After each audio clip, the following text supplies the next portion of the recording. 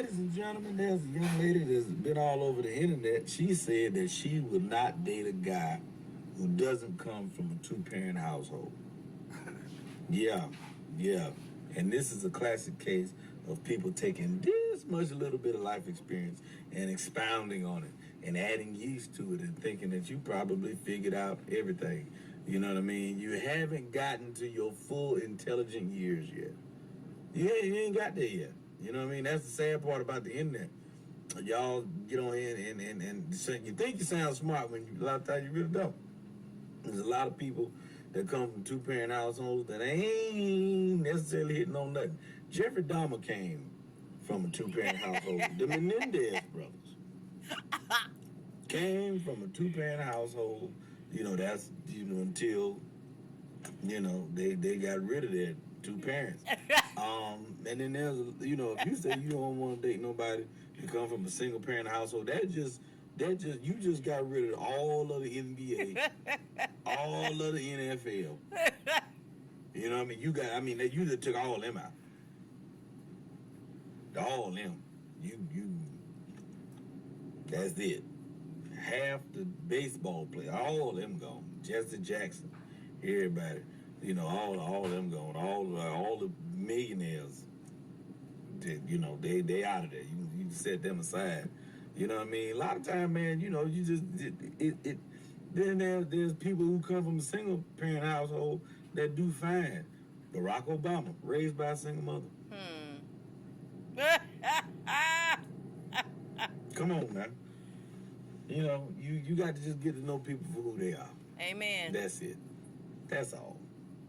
You just got to get to know people who they are, baby. I'm sorry. Don't cut out all the people raised by single parent. You never know, because you don't know how people have adjusted from coming from that environment. Amen. You understand? So, just try not to say silly stuff no more. Thank you. Okay, everybody. Yes, indeed. Okay. So, today I'm going to entitle this, Don't Be Too Choosy When It Comes to Dating. I cannot say that I do not understand this young lady's sentiment. We live in a day and time where we are talking about traumatized young people, and young people who had a dysfunctional childhood.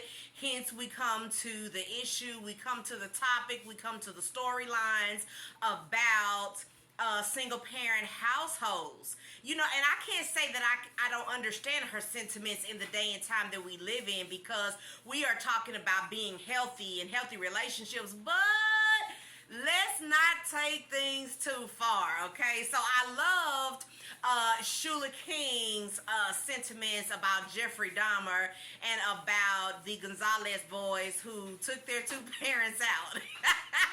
He's so crazy, y'all. He just had me laughing. But you just cannot be too picky. First and foremost, I would like to know, did you come from a single-parent household? I know I came from a single-parent household. The man that I'm married to came from a single-parent household. And it's just like Shula King said, you deleting NFL players. A lot of them come from single-parent household. Football players, a lot of them come from single-parent households. So, baby, it just depends on how that person adjusted. You have to, like Shula King said, you have to get to know people for who they are. I'll tell a little short testimony. The way that my mom became a single parent, obviously she didn't have me as a single parent. It takes two to tango. So of course I had a dad. Okay. But the reality is my dad was extremely physically abusive. He wasn't only mean to her, he was mean to the kids and just didn't have good mental capacity. So sometimes you have to say, hey, this is toxic. I need to get out of here before I lose my life, before my children use my life. Some marriages are simply not worth saving. I'm all for saving marriage, but I am so glad that my mom took a leap of faith and got out of there before she lost her life, okay? Sometimes, sometimes 3 times is a charm. Okay, I'm being stupid right there, but I'm I'm just saying that sometimes you got to know when some situations are not going to work. I once was a believer in let's keep this marriage, this relationship together for the sake of the kids because they need a two-parent household. But baby, sometimes that is just unrealistic, okay?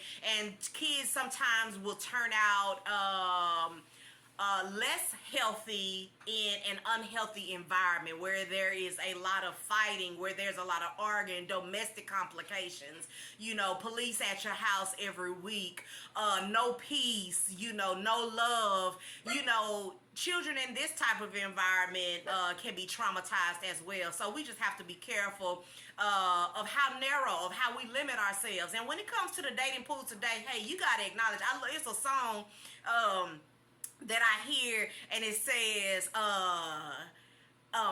something about I'm lonely and you lonely, hey, let's get together. So you know, hey, love is not complicated. I think a lot of us, if we lower some of our stipulations, we would actually have okay marriages. Hey, no marriage is perfect, no relationship is perfect. We have to work at it, but sometimes we limit ourselves and we limit the pool that we're able to date in by creating these narrow parameters, okay? And so deciding that I'm just going to eliminate every guy that I meet that was from a single parent household is not wise, sister. So please listen to us, listen to our comments, and take heed. I love how Shula King says sometimes we just don't know no better, and we just are limited to the knowledge that we have. So sometimes we have to broaden our horizons. You know, you may meet a wonderful man out there that's from a single parent household. You may meet a wonderful man that's from a two-parent household.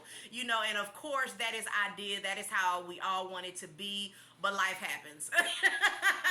Okay, so I love you. You comment below and tell me who you married to, a two-parent household mate or a one-parent household mate, and tell me how it works out, and even do those stipulations matter? Again, sometimes being in single-parent households, sometimes it make you stronger. Sometimes the struggle that you see your mother go through, it may make you want to make sure that you marry the right mate so that your children will have a two-parent household. So, you know, it's all about perspective. You know, sometimes we have views and we need to update those views, okay?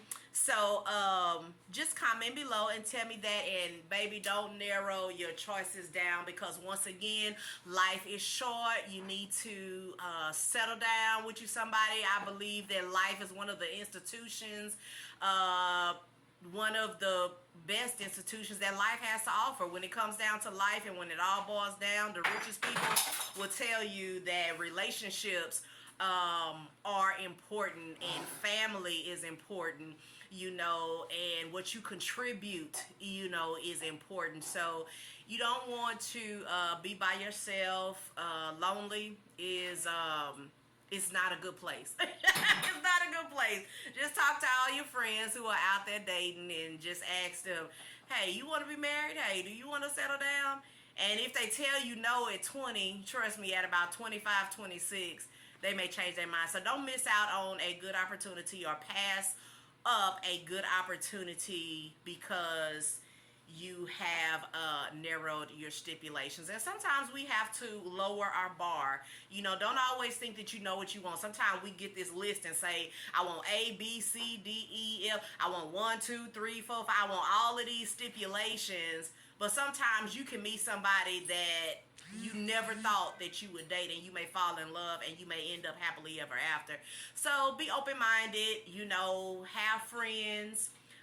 Enjoy the dating process, the dating journey, and peace and love to you. And my hope is love and peace. Okay? All right, so again, like this video and let me know who you married to. Was he from a single parent household or a two-parent household, and how has it affected him? What good came out of it? There go my boo. There go my boo. Oh, you might find yourself by yourself. You don't want to do that. Because I'm telling you, that just ain't no fun.